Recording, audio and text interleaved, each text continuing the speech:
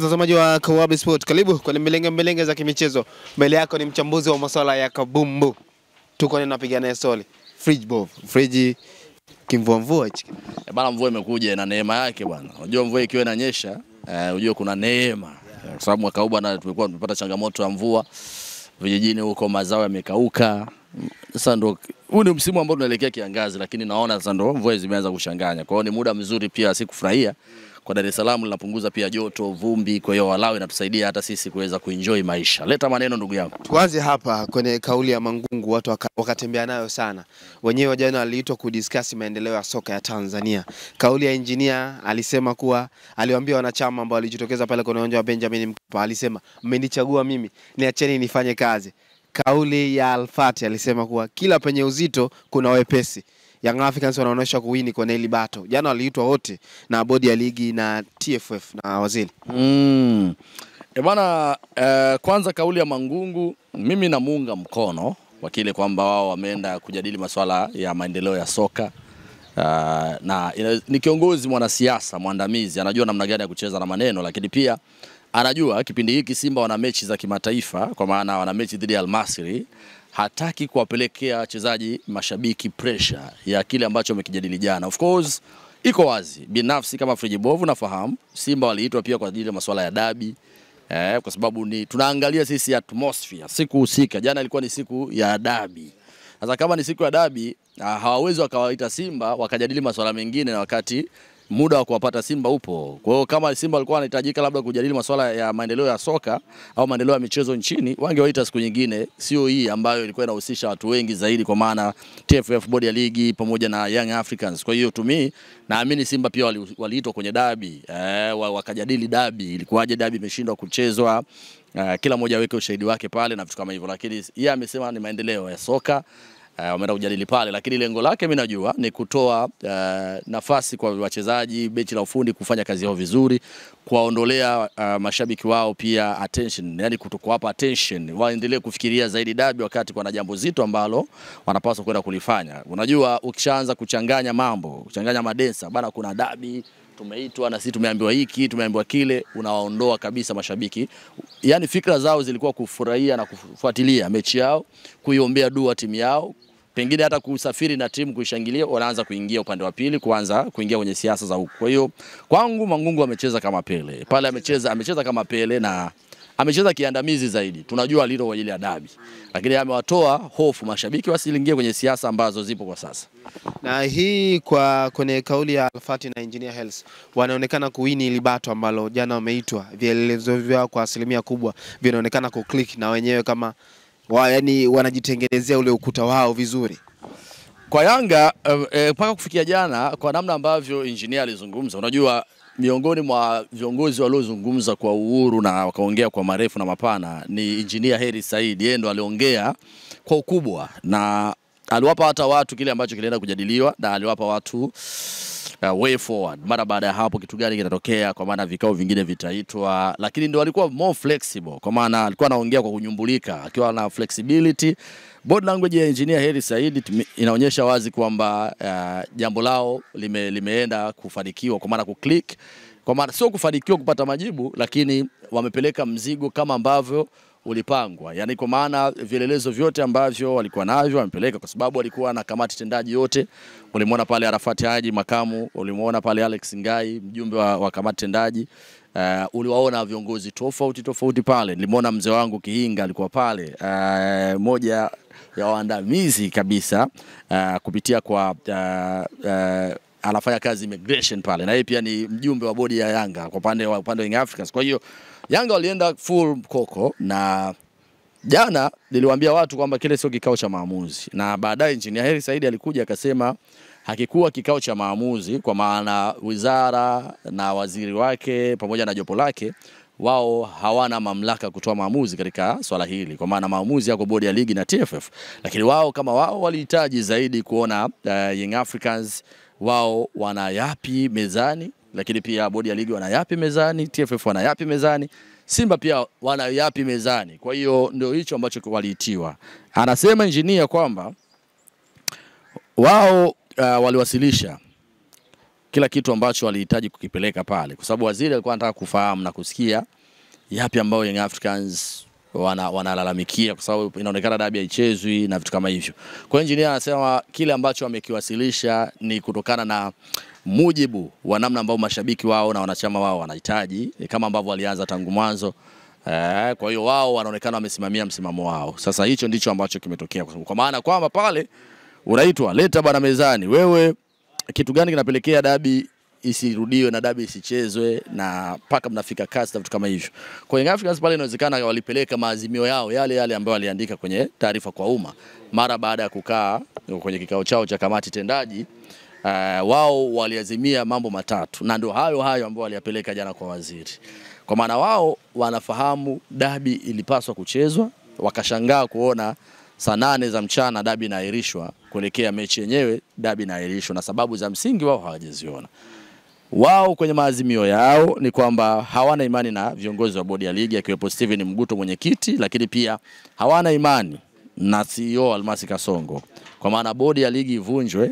Lakini kingine wao wanachotaka ni pointi 3, na kingine ambacho wao wanataka ni kutokucheza dabi. Yani ni maazimio yao, hawachezi dabi. Sasa wanaenda kwenye kanuni, wanaona wao wako sehemu salama zaidi.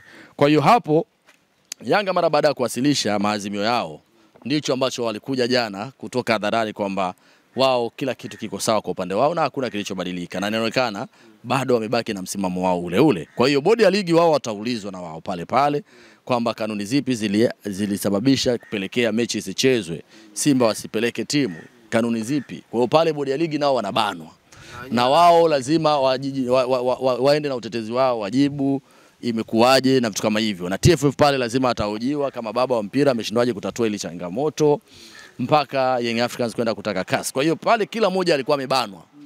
Kwa waziri, kumbuka waziri wa habari, utamaduni, sanaa na michezo, Mheshimiwa Profesa Palamagamba John Aidan Mwaluko Kabudi, majina yake yote hayo, ni mbobevu wa masuala ya sheria.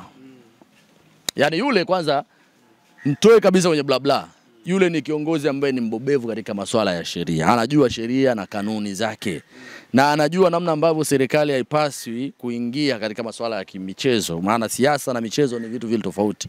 Kwa hiyo pale alienda kupokea malalamiko ya watu kwa pande zote mbili.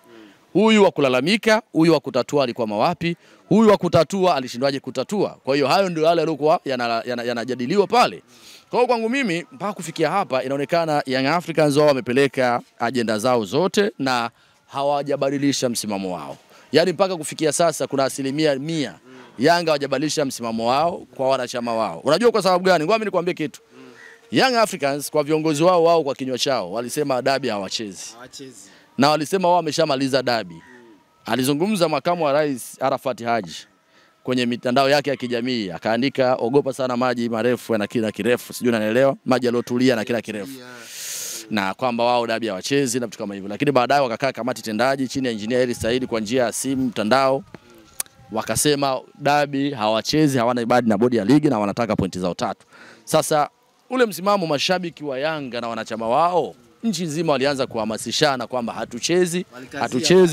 Zanzibar uliona, Dodoma uliona, kila kona, Dar es Salaam uliona, mpaka jana wakati wanaingia kwenye kile kikao cha waziri, mashabiki na wanachama wa Yanga walikuwa wengi sana nje pale ya uwanja wa Benjamin Mkapa, na wamevaa t-shirt zao kwamba hatuchezi. Ina maana pale tayari wanahamasisha mgomo. Ule ni mgomo sio rasmi. Ule ni mgomo sio rasmi. Jana Yanga wamefanya mgomo sio rasmi. Na ule una afya kweli ule mgomo? Una afya kwa sababu of course ni mgomo ambao hakuna rapsha, hawapigani, hawana vifaa, hawana kisu, hawana silaha zozote. Wao kauli yao ni moja tu kwamba wanasimamia msimamo hatuchezi. Kwa hiyo ni mgomo ambao kwangu mimi naona kwa upande wa Yanga wanafanya utoto, mashabiki wa Yanga, kwa maana mashabiki na wanachama wa Yanga. Wao sio wameamini viongozi, kwa sababu wao inaonekana wanawapangia viongozi cha kufanya, wana-pressurize viongozi wao na wanataka kufanya kwamba yani wao ndo wao yani kwenye timu ya Yanga, kwa sababu mwisho wa siku viongozi wamechaguliwa na wakawekwa katika ile eneo kwamba wao ndo wana uwezo wa kusimamia klabu na kuendesha klabu. Sasa kama mashabiki wanajifanya wana nguvu kuliko viongozi, to me ni nonsense. Yanga wanafanya utoto ambao hauna faida. Kwanza lazima waheshimu viongozi wao. kwamba viongozi wote wanachoenda kukifanya ni sahihi. Haya ndio yale ambayo sisi mashabiki na wanachama tunahitaji. Kwa hiyo tunamwamini Engineer Hersi Said. Sasa hivi Engineer ni mwenyekiti wa vilabu barani Afrika. Kwa hiyo ni mtu mkubwa. Arafat Haji, ukiachana tu na kwa ni kiongozi wa klabu ya Yanga, ni kiongozi mkubwa Zanzibar pale. Unaelewa vizuri. Kwa viongozi wao wamepata dhamana ya kwenda kuwasimamia mashabiki na wanachama na kufanya yale wanapaswa kufanyika. Mwisho wa siku mashabiki wanaenda kuhanikiza kuonyesha kwamba labda hawana imani, tayari wameanza kujenga kutokuwa na imani na viongozi wao. Kwamba hatuna imani. Kwamba wameitwa na viongozi wa serikali, inawezekana wakakubali. Wakapindua meza, wakaenda chini, wakainamisha vichwa chini kama ilivyokuwa kwa Faisal Salum. Yaani jana mashabiki wa Yanga mentality zao ni kwamba Engineer na Arafat na timu yote ya Yanga wameitwa. Sasa kama wataenda pale kulegea au kulega hatutapata haki yetu. Sasa sisi tunaenda pale, hatuondoki. Kuhanikiza. Tunasubiria hadi muda watoke, hadi dako. Yaani tunataka leo, yani kama vile mmefanya uchaguzi, viongozi sasa wanasubiria matokeo na wanachama wao pia wanalinda. Unaona? Kwa hiyo ni kama vile mashabiki wa Yanga ni kama vile wanachama wa chama fulani tu, mara baada ya kura kupigwa wanalinda kura za waheshimiwa fulani, wampiga kura wabunge, wanasubiria matokeo. Kwa hiyo walikuwa hawana imani na viongozi wa Yanga. Kwamba wale wameitwa na viongozi wa serikali. Sasa yuko pale mheshimiwa Profesa Kabudi, itakuwaje? Yuko pale mwana falsafa, kwa maana mwana FA, naibu waziri, yuko pale katibu wa Wizara ya Utamaduni na Michezo Msigwa, wataenda kuingia mchecheto. Sasa sisi tunaenda kushika bomba, hatuchezi. Wakisikia kelele huko za mashabiki hatuchezi, wao ndio wanapata hasira. Sasa kama movie ya Jack Chan, amepigwa sasa Jack Chan, sasa kuna mpenzi wake yuko pale anaangalia Jack Chan alipotolewa manundu. Kwa Jack Chan anapata vibe, anapata nguvu mpya. Ananyanyuka kutoka chini, anaruka sama sote, anampasua mtu, kwa sababu manzi yake yuko pale anamwangalia. Kama viongozi wa Yanga. Kwa hiyo viongozi wa Yanga jana wakisikia huko nje, huku ndani wanajadili huku hivi, wapeleka vitu vyao, vithibitisho vyao, wapeleka nakala ya maamuzi yao ya vitu walivyoamua kwenye vikao vyao, alafu kule nje wanasikia hatuchezi, wanapandisha mzuka.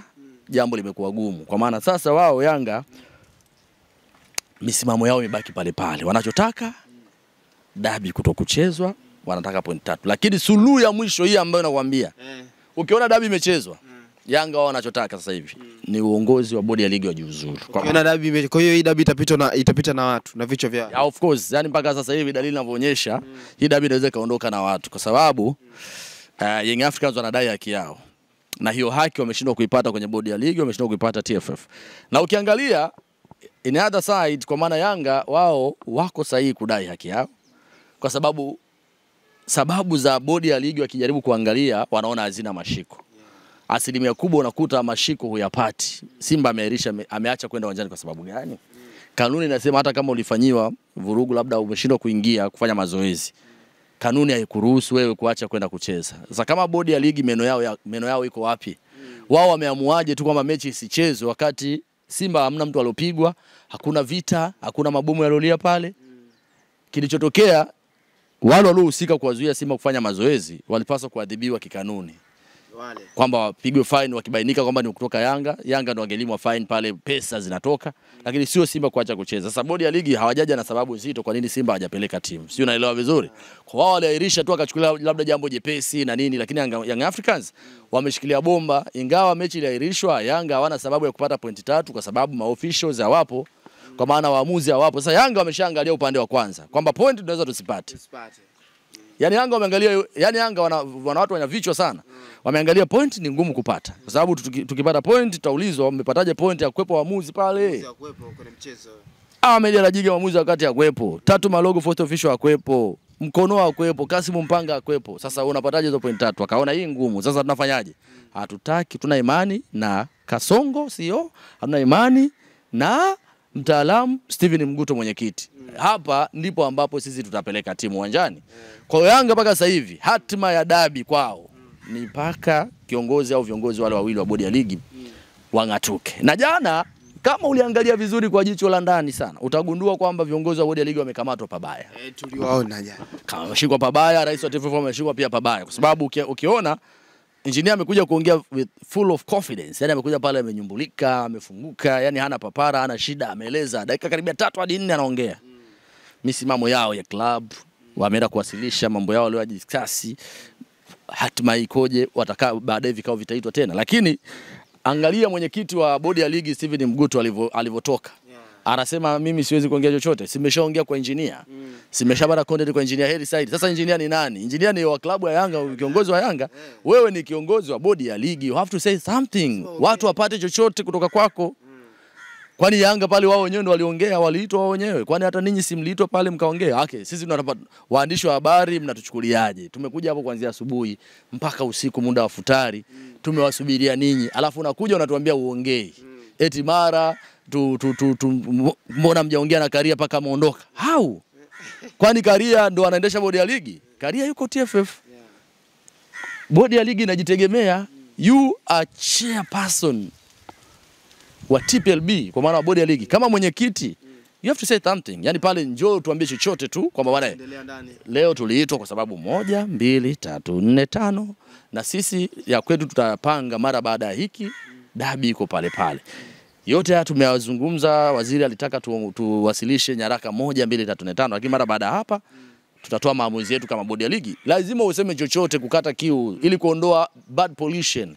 Bad pollution ni harufu au hewa chafu. Lazima clear air kama kiongozi mkubwa. Mimi nitegemea pale angeongea, angetia maneno hata dakika 1 dakika 2